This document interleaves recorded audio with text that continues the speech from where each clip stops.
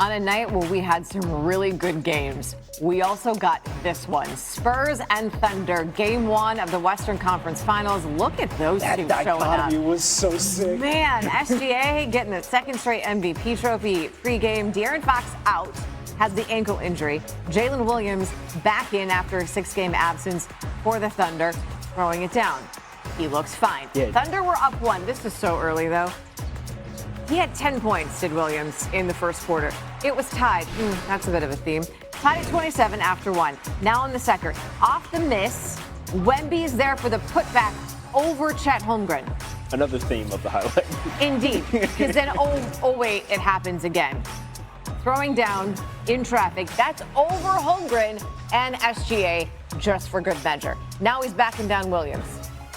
Spurs were up 46-41. Then 90 seconds left in the half. Wemby again. See, again, it's not just the cheat code. It's like unlocking a cheat code for the cheat code. First Spurs player with a double-double in a conference finals half since Tim Duncan in 2012, which was also against the Thunder, by the way. Spurs were up 51-44. Now in the third, Williams going to find SGA, who was abysmal. 4 points, 1 for 5 in the first half. Getting going here. Off the Thunder turnover, Spurs now. Defense into offense. Dylan Harper. Spurs up 3. But then there's the response. Also filthy. SGA. OKC trails 80-73 after 3. Harper now in the fourth quarter.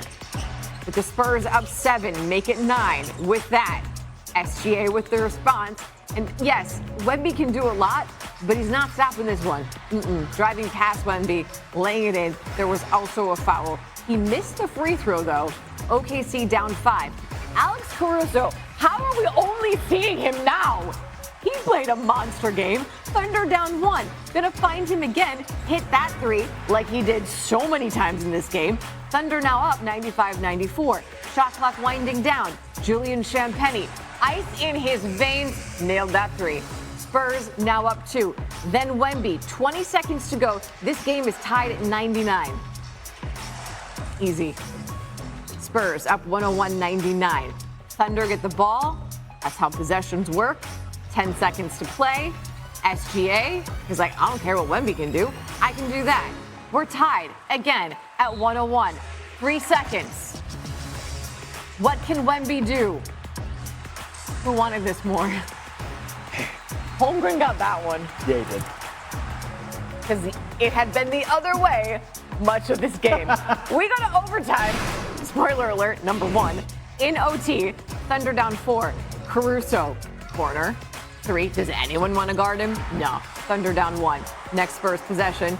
Spurs are going to be like, you want this? Cool. Turn it over. Thunder. Mine. Jalen Williams, I do it myself.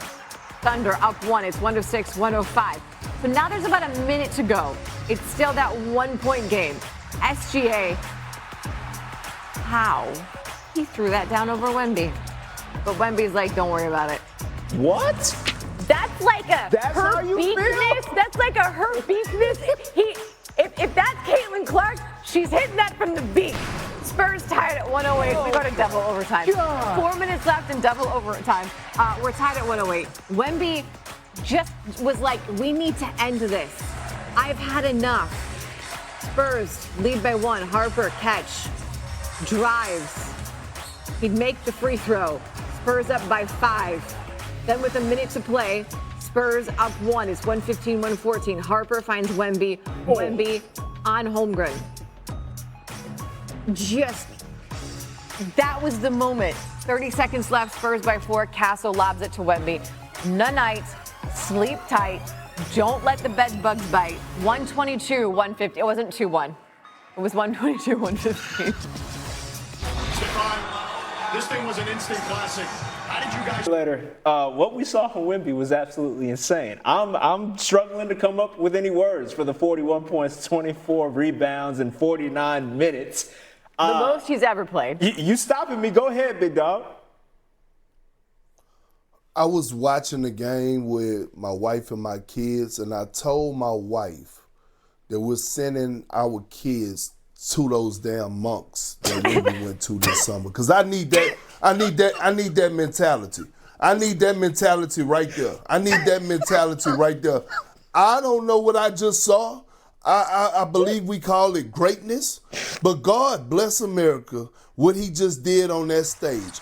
It's one thing to spoil an MVP moment for SGA being awarded his MVP, but it's another thing to walk into that arena, one of the loudest, most hostile environments, and have a legendary performance like he did today on both ends of the floor.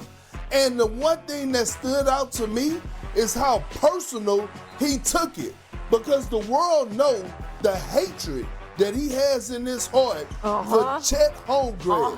Wemby was a monster all across the board. I'm speechless. The number speaks for himself. And we just heard Stephon Castle say that he's the best player in the world.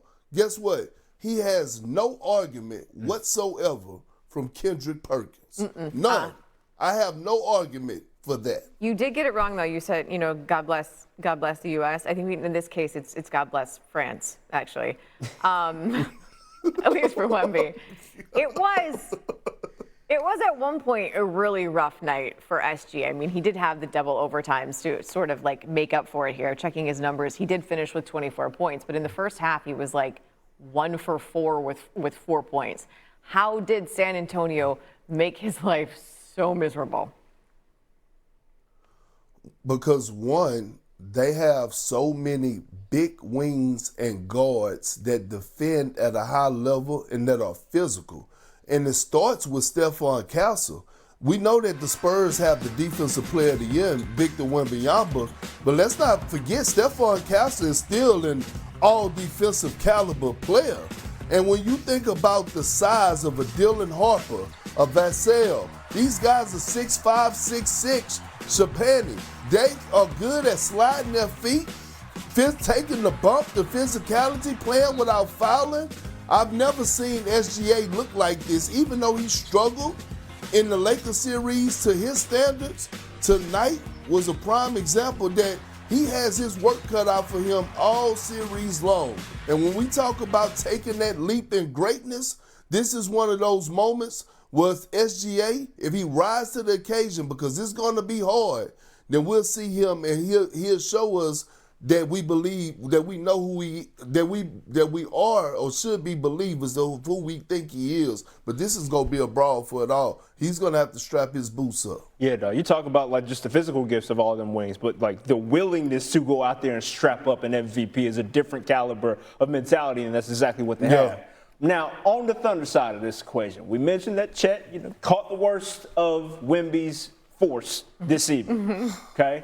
And get used to that. Right. It's not going to lessen. The idea is that there's something he could do, but it don't feel like there's much he could do about this matchup he has against Wemby Perkins.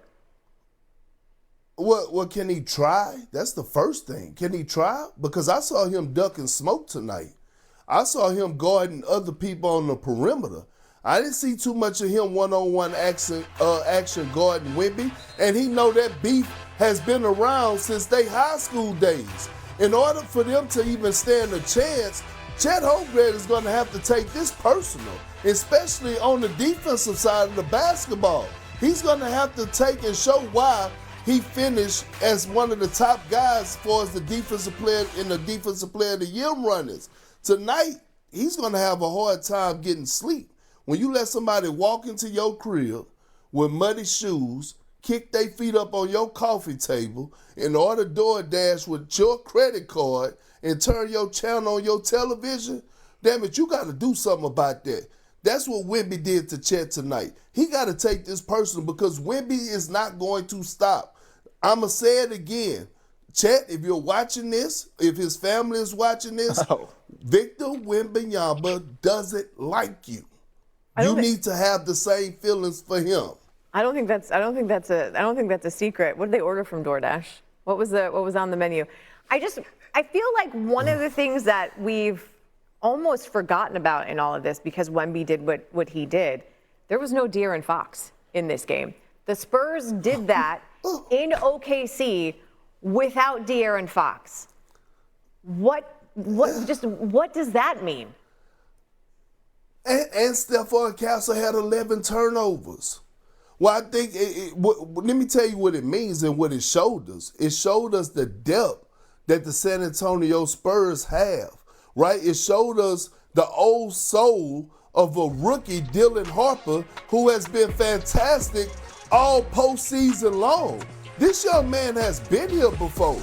And when you watch in the crucial moments, we have seen him time and time again, not just in this game, but throughout the course of these playoffs, take over when it mattered the most. And the trust that his coach have in him. They have a different type of spirit going up and down that sideline. And I've been saying this. Listen, I voted Mitch Johnson for as coach of the year.